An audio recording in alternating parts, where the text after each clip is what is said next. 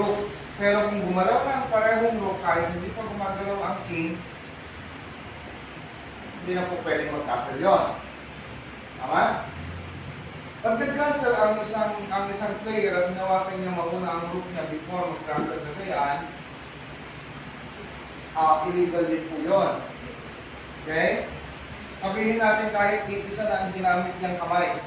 Ang pagkakasal kasi, hindi pwede ng dalawang kamay.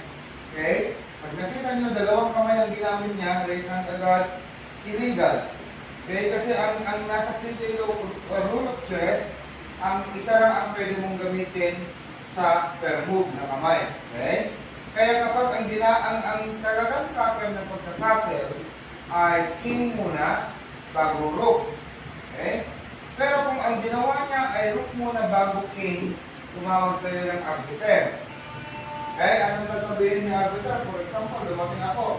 Sir, nag-castle, binuna niya ang rook niya eh. Okay? So,